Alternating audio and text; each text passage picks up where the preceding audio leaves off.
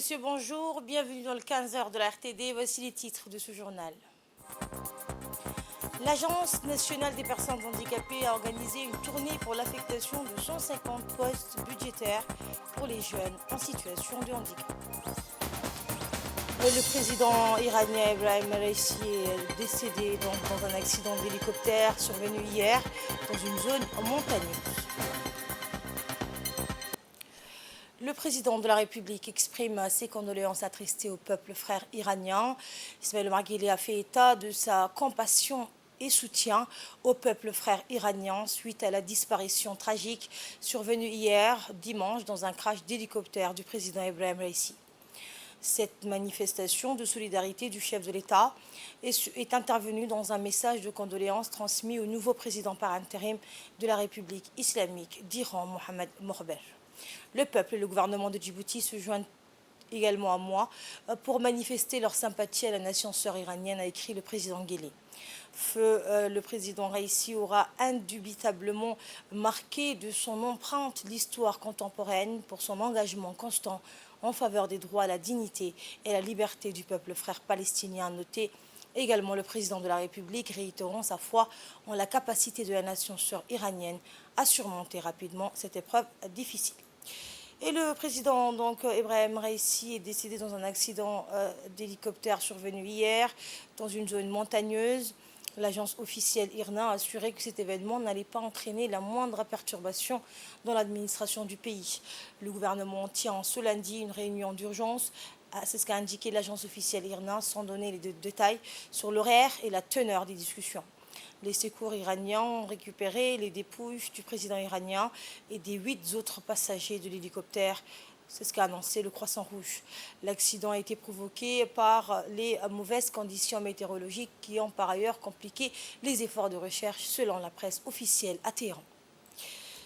Également dans l'actualité, sous la présidence du président de l'Assemblée nationale de l'État, Mohamed Deleta, en étroite collaboration avec le ministère de la Femme et de la Famille, s'est tenu aujourd'hui un atelier de formation sur le leadership féminin. L'atelier a vu la participation de la ministre de la Femme et de la Famille, Mme Mouna Ousmane Aden. Les objectifs de cet atelier étaient diversifiés, incluant le renforcement du leadership politique féminin et la préparation des femmes à des postes de leadership équilibrés dans toutes les structures politiques. À l'issue des échanges et débats, l'atelier a permis de dégager des recommandations qui éclairent les stratégies adoptées pour promouvoir le leadership féminin et renforcer l'égalité entre hommes et femmes, en particulier dans le domaine politique.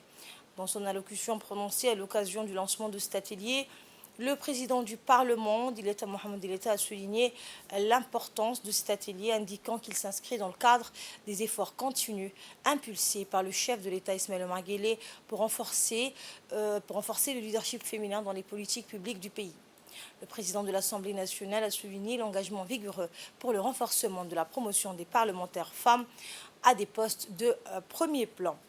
Et de son côté, la ministre de la Femme et de la Famille, Mouna Ousmane Aden, a mis en exergue les progrès réalisés dans la promotion des femmes dans la sphère publique et la volonté politique du président de la République qui montre une détermination constante à intégrer les femmes dans la gestion des affaires de l'État et à leur confier d'importantes responsabilités politiques et élective.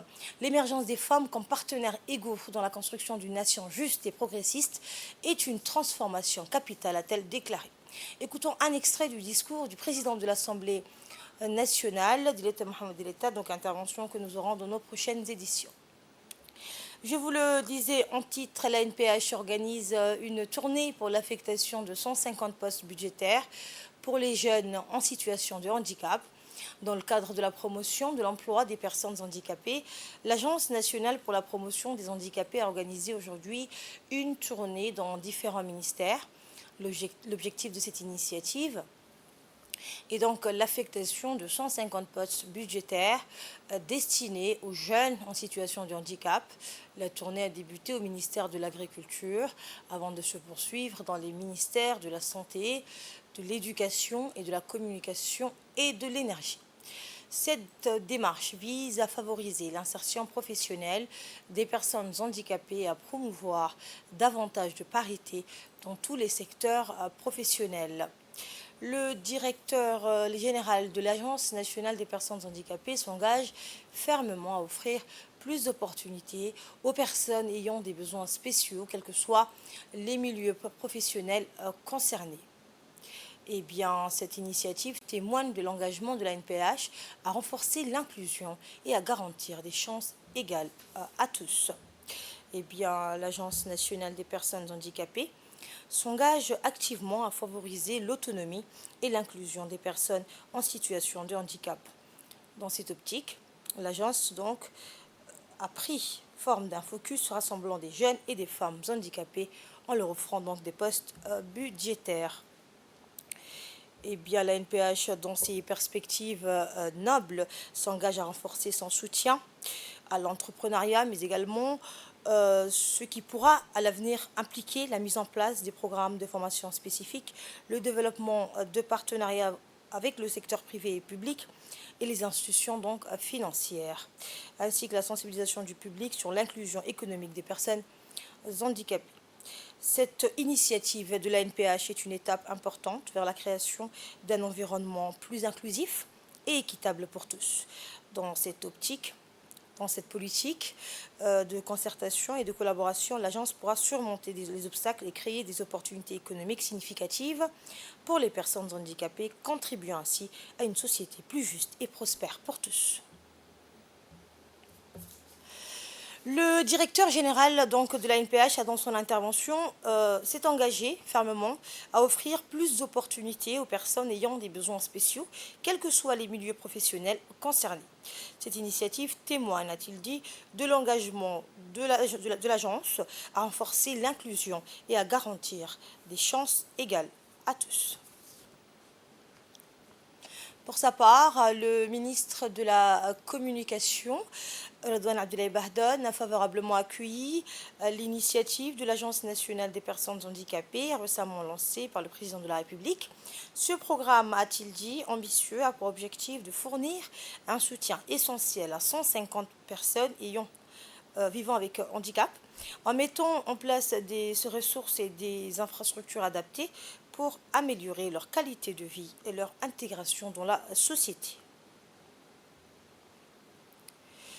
Par ailleurs, donc, le ministre de l'Énergie a également salué cette initiative en accueillant des jeunes recrues qui intégreront prochainement son ministère. Cette démarche s'inscrit dans une volonté plus large de promouvoir l'inclusion professionnelle des jeunes en leur offrant des opportunités de formation et d'emploi au sein des institutions publiques. Le ministre a exprimé son enthousiasme quant à l'impact positif de ces nouvelles intégrations, tant pour les jeunes concernés que pour le développement des projets énergétiques du pays. De son côté, le ministre de l'Agriculture a également applaudi l'initiative en annonçant des mesures similaires pour intégrer des personnes ayant des besoins spéciaux dans les programmes agricoles. De son côté, le ministre de l'Éducation nationale, M. Moustapha Mohamed Mahmoud, le ministre de la Santé ont été ravis. Le ministre de l'Éducation nationale et le ministre de la Santé ont tour à tour été ravis d'accueillir ces jeunes témoignant de leur enthousiasme et de leur engagement envers la jeunesse et à l'avenir de notre société. Leur présence, ont-ils dit, a illuminé la journée, apportant une énergie nouvelle et inspirante qui promet un avenir prometteur pour tous. Eh bien, les ministres ont félicité l'Agence nationale des personnes handicapées qui s'engage activement à favoriser l'autonomie et l'inclusion des personnes en situation de handicap.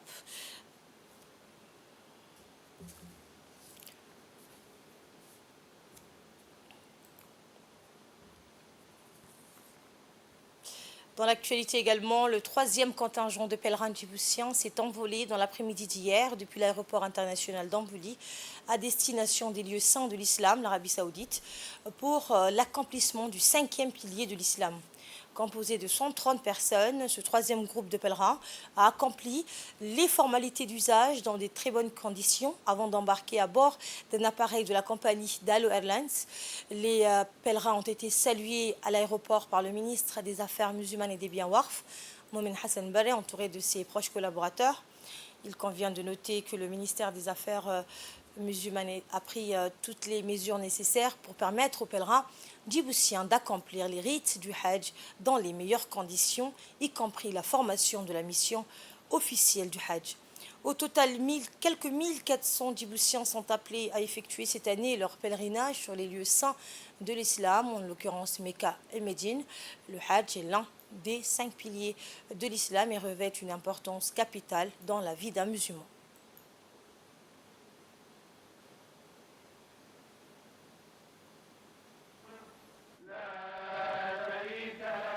لبيك اللهم لبيك لبيك لا شريك لك لبيك إن الحمد والنعمة لك والملك لا شريك لك لبيك اللهم لبيك لبيك لا شريك لك لبيك بسم الله الحمد لله ثناء لله الصلاة والسلام على رسول الله.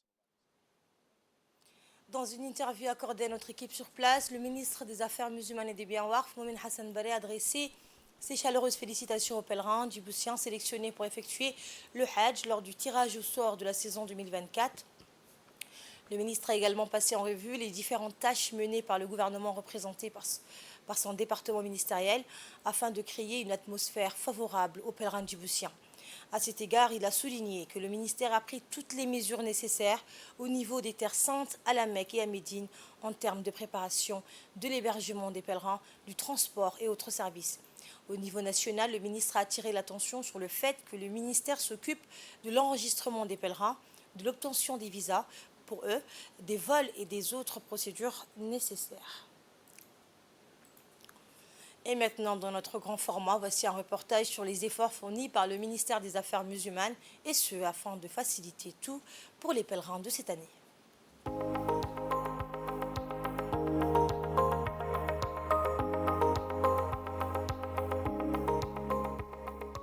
لبيك اللهم لبيك لبيك لا شريك لك لبيك إن الحمد والنعمة لك والملك لا شريك لك.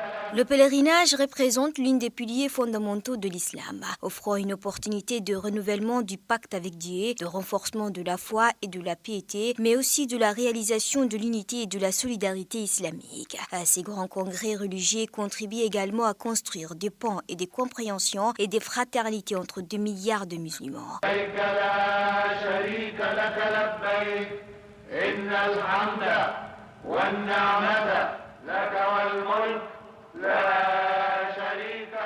Au moins, 1400 pèlerins de la République de Djibouti accomplissent ces devoirs religieux qui incombent à tous les musulmans une fois dans sa vie si l'on a le moyen. Pour garantir un environnement propice et les services nécessaires aux pèlerins djiboutiens afin qu'ils accomplissent le Hajj avec facilité, le ministère des Affaires islamiques et des Biens Warf déploie des efforts considérables éclairés par le directive du ministre Momin Hassan Barre. Le ministère travaille en collaboration avec d'autres ministères concernés pour assurer les conforts, la santé et la sécurité de pèlerins, que ce soit à Médine ou à la Mecque. Après le tirage au sort et l'inscription de pèlerins sélectionnés, le ministère organise des sessions de sensibilisation pour guider le pèlerin sur la manière correcte d'accomplir le rite du Hajj. Cela comprend des instructions sur la visite du Kaaba, le tawaf entre Safa et Marwa, la lapidation des stèles, le séjour à Arafat et d'autres obligations. Le ulama encourage le pèlerin à respecter les nobles valeurs morales de l'islam telles que l'humilité, la tolérance, la bienveillance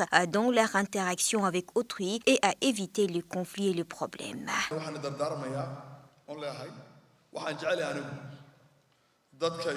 Le ministre des Affaires musulmanes et des Biens Warf, M. Momin Hassan Barre, a mis en évidence l'effort déployé par l'État afin de créer des conditions optimales pour les pèlerins et l'importance du rôle de la mission djiboutienne, le Hajj, composée entre autres des savants et des médecins, ainsi que des équipes dédiées à l'assistance des pèlerins et à la résolution des obstacles éventuels rencontrés lors de leur pèlerinage. M. Momin Hassan Barre a également encouragé les pèlerins djiboutiens à représenter dignement leur pays.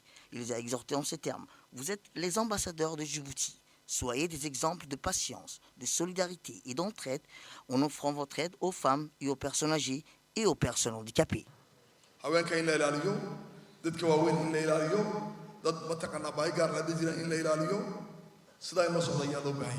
Et au cours de cette session de sensibilisation, le médecin met en lumière l'importance de la sécurité et de la santé pendant le Hajj en insistant sur la prévention des maladies et de blessures, le maintien de l'hygiène personnelle et le respect des consignes sanitaires.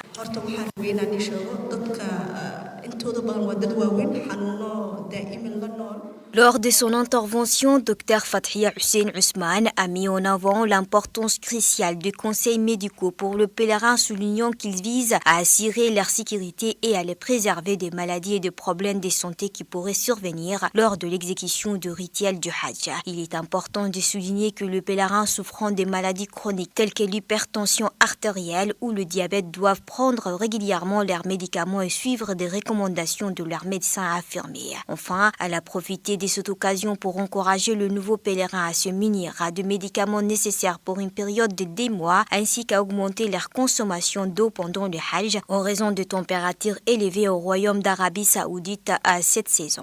La mission du Hajj djiboutienne assume également un rôle central en fournissant un soutien complet aux pèlerins, garantissant ainsi l'accomplissement sécurisé et fidèle du Hajj conformément au processus de l'islam. En plus d'offrir des services de santé incluant des soins médicaux, le premier secours et des soins généraux, la mission sensibilise le pèlerin sur la manière correcte d'accomplir chaque rituel du Hajj. Et il convient de mentionner que le rituel du Hajj requiert davantage de patience, d'humilité, de tolérance et de sacrifices, renforçant ainsi les valeurs de foi et d'éthique noble et approfondissant l'esprit islamique.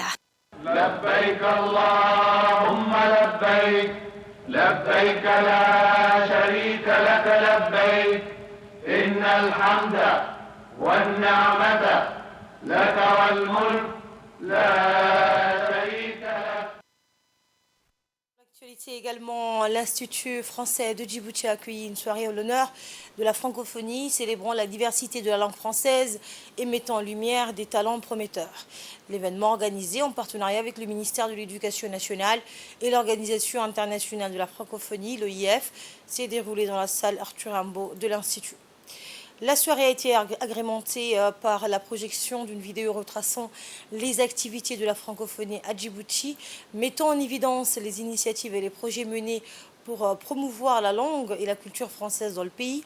Cette vidéo a démontré que la francophonie va au-delà des règles grammaticales complexes et conjugaisons en incarnant une véritable célébration de la diversité culturelle et linguistique.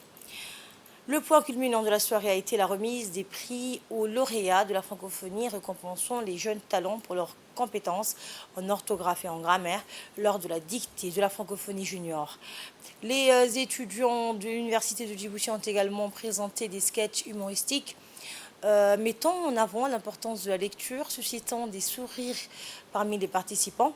En outre, les lauréats des meilleurs articles de presse sportive ont été honorés, reconnaissant ainsi leur contribution à la promotion du sport et de la francophonie à travers leurs écrits. Et enfin, les gagnants de la grande dictée ont reçu leur prix, marquant ainsi la clôture de la cérémonie dans une ambiance festive.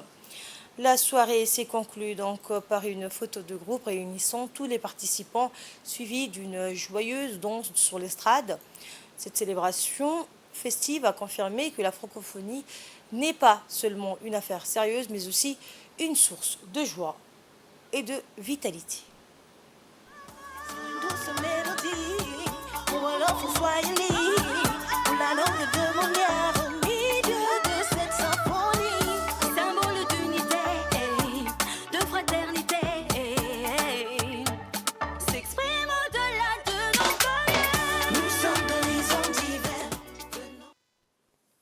L'ambassadrice de France à Djibouti a rendu hommage à Bernard Pivot, une figure emblématique de la langue française et de la culture littéraire, soulignant son influence dans la promotion de la lecture et de la langue française. Quant à la directrice de l'Organisation internationale de la francophonie pour l'enseignement et l'apprentissage du français au Centre régional de l'enseignement du français en Afrique à Djibouti, a également prononcé un discours mettant en évidence les initiatives de l'OIF visant à promouvoir l'apprentissage du français. On les écoute. C'est un plaisir de vous retrouver ce soir. Alors, je me souviens quand je faisais des dictées, j'étais toujours un peu angoissée à l'idée de la perfection. Et j'ai commencé à avoir des bons résultats quand j'ai commencé à me dire c'est pas grave, au fond, Au pire, si je ne réussis pas dans mes dictées, je vais apprendre quelques mots nouveaux. Donc pour ça, j'étais très contente d'en faire. Et je pense que vous avez fait tous un très très beau travail. Donc, certains d'entre vous vont être récompensés ce soir, mais nous savons tous que pour arriver à réussir une dictée, tout ça, ça passe par l'engagement de nos enseignants. C'est à eux, à leur talent, que nous devons notre amour de l'écriture. Et ça commence par une dictée, mais ça peut finir par un roman. Donc, continuez d'écrire. Continuez de faire un peu la compétition parce que ça stimule quand même. Mais continuez d'écrire pour vous aussi. C'est une façon de ne jamais oublier la magie des mots et tous les instants agréables qu'on peut partager. Donc j'espère que grâce à vous, on continuera toute l'année. Et avec Madame la directrice du CREFA, nous pourrons faire quelques sorties sur le territoire. Comme ça, on fera de la compétition en matière de dictée. Toutes les deux contre les classes de toutes les écoles primaires de Djibouti. On a une année pour faire le tour, mais mettez-nous au défi et nous, on se prêtera avec beaucoup de joie parce que, vous savez, c'est ensemble que nous apprenons. Je souhaiterais d'abord remercier tous les partenaires qui se sont réunis pour célébrer la langue française, la francophonie. En cette année assez particulière, une année où le 19e sommet de la francophonie se tiendra les 4 et 5 octobre en France, à Paris et à Villiers-Cotterêts, sur le thème « Créer, innover et entreprendre en français ». Je remercie l'Association des professeurs de français qui ont su mobiliser 550 élèves de tous les niveaux, niveau primaire, collège et secondaire, pour ce concours de dictée junior. Pas seulement à Djibouti, mais aussi dans 2 autres régions. Et grâce à cette forte mobilisation, nous avons ce soir ce beau public, mais aussi des gagnants qui ont des résultats exceptionnels à ces dictées. On a appelé la dictée « dictée de la francophonie » et je voudrais aussi rappeler que les textes qui ont été proposés cette année pour la dictée étaient des textes rédigés par des auteurs francophones. Tous les textes étaient réunis autour du thème du sport, évidemment, Jeux olympiques obligent, mais aussi autour des valeurs de la francophonie.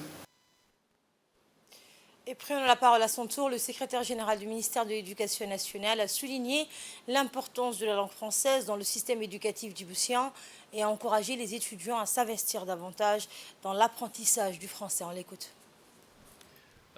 Je voudrais commencer tout d'abord par adresser mes remerciements à tous nos partenaires qui nous accompagnent depuis plusieurs années et plus spécifiquement cette année aussi pour célébrer ensemble la francophonie.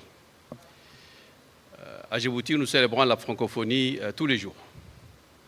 On la célèbre dans les écoles, on célèbre la francophonie dans nos classes, on célèbre la francophonie lorsqu'on travaille.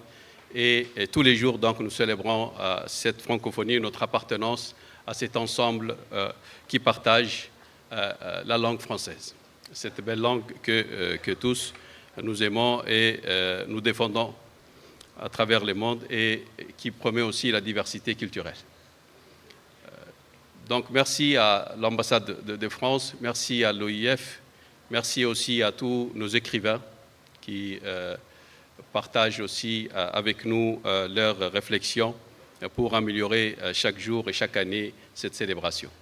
Je voudrais surtout aussi m'adresser aux enseignantes, aux enseignants et aux élèves ce soir.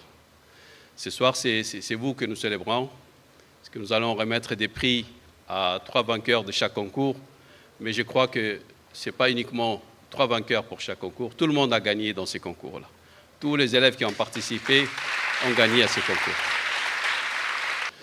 Donc, je dirais que le ministère de l'Éducation nationale et de la formation professionnelle est très ravi de voir cette année une richesse dans les activités que nous organisons ensemble. Et c'est l'heure de retrouver l'appel à la prière. Restez avec nous pour le reste de l'actualité. Toujours dans la continuité de l'atelier métropolitain de Djibouti, la 2e journée de l'atelier a débuté Tôt ce matin, par le cadrage méthodologique du processus d'élaboration de projets métropolitains à travers les visions, les cadres de cohérence, stratégie et tactique des modes de développement urbain et socio-économique, les démarches de projets métropolitains ont été présentées à partir des cas concrets pour mettre en partage les processus des projets à l'œuvre qui est bien sûr le passage de la vision politique à la dimension stratégique.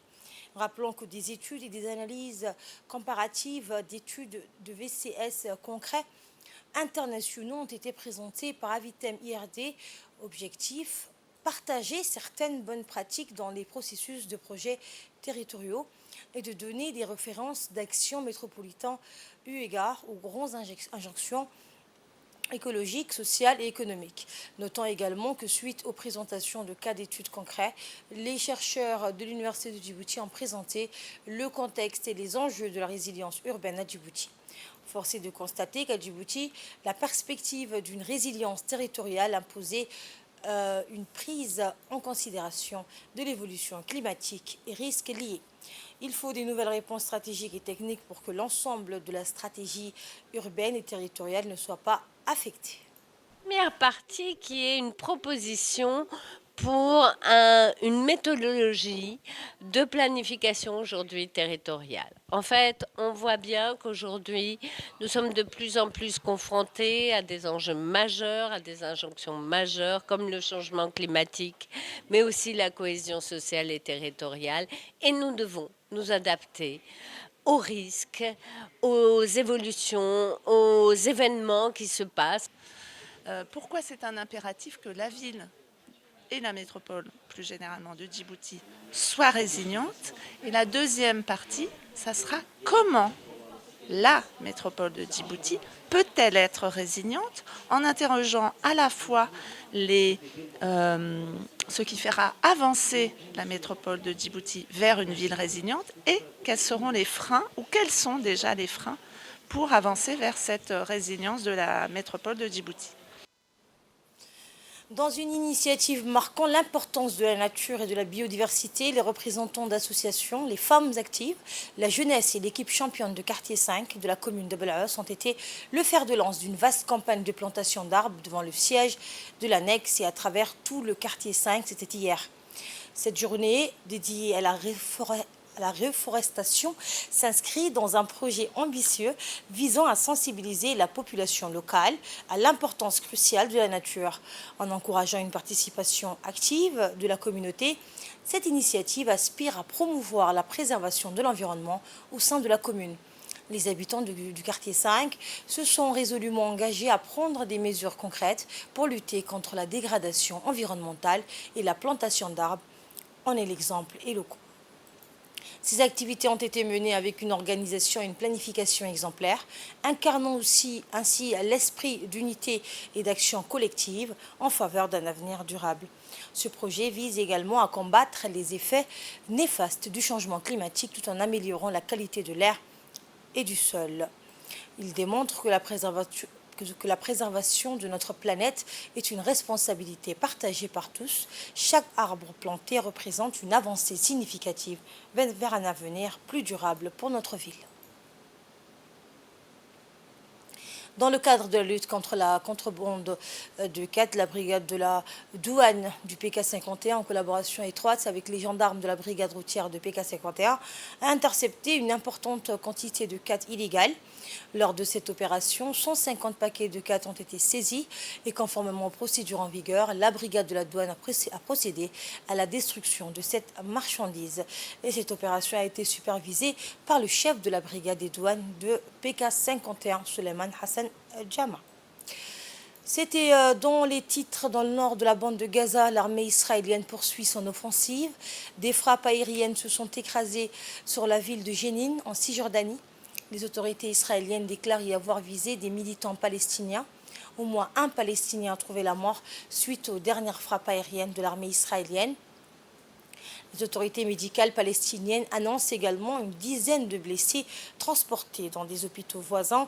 De son côté, Israël déclare avoir attaqué un bâtiment qui abritait des militants palestiniens. Depuis le début du conflit israélo-palestinien, il y a 7 mois, les frappes aériennes en Cisjordanie se sont intensifiées, tuant plus de 500 personnes. Selon les données partagées par l'ONU, il s'agit de la période la plus meurtrière pour les Palestiniens en Cisjordanie. Et c'est ainsi que prend fin ce journal. Merci de l'avoir suivi.